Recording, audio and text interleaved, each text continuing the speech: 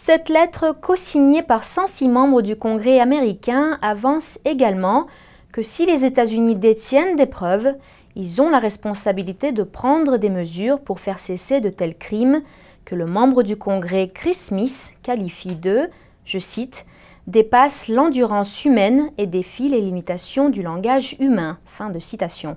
Notre prochain reportage vous fera part des points de vue des experts. La lettre a été initiée par d'éminents membres des partis, à la fois démocrates et républicains, du Congrès, puis co-signée par 106 députés. Elle a ensuite été envoyée à la secrétaire d'État Hillary Clinton. On peut lire sur celle-ci, le Dr Wang Guoqi, médecin chinois, a témoigné en 2001 devant le sous-comité sur les opérations internationales et les droits humains de la Chambre des représentants des États-Unis à propos de son implication dans le prélèvement des organes de prisonniers exécutés en Chine. Depuis lors, d'autres allégations se sont fait jour.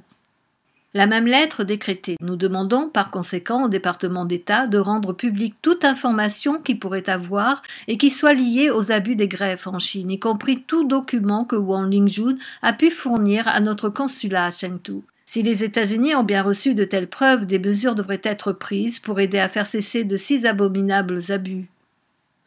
Les crimes de collecter les organes de pratiquants de Falun Gong de leur vivant est le talon d'Achille du PCC. Que la lettre soit consignée par des membres du Congrès des États-Unis offre au monde entier un environnement ouvert pour aborder la collecte d'organes à vif. Les crimes du PCC de collecter des organes sur des pratiquants de Falun Gong encore vivants vont être révélés. La conséquence est que le PCC ne pourra plus exister et sera bientôt traduit en justice et condamné.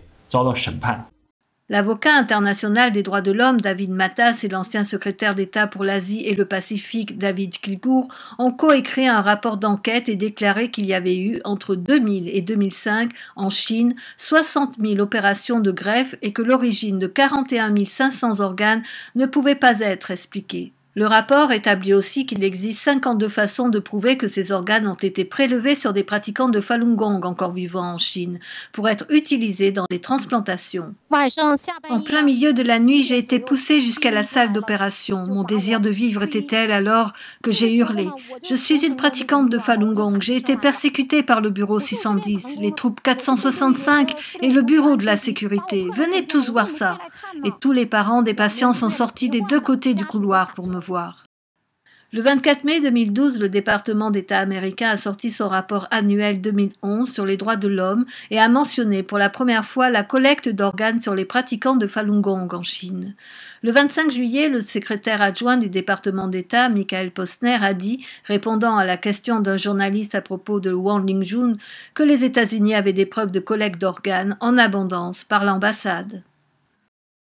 Sous l'autorité de Bo Xilai, le plus choquant a été lorsqu'il était gouverneur du Liaoning et que l'incident de Sujatun s'est produit.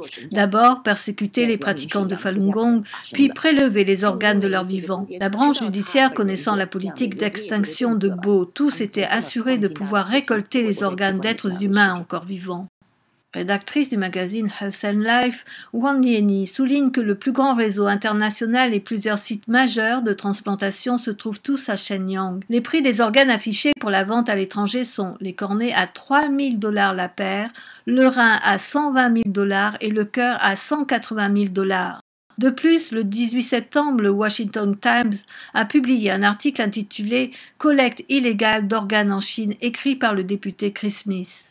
Chris Smith écrivait dans l'article « Cet acte terrifiant, perpétré par un gouvernement, dépasse l'endurance humaine et défie les limitations du langage humain. Des mots comme barbare et brutal sont faibles en comparaison. Cette terreur défie toute description. » Nouvelle NTD.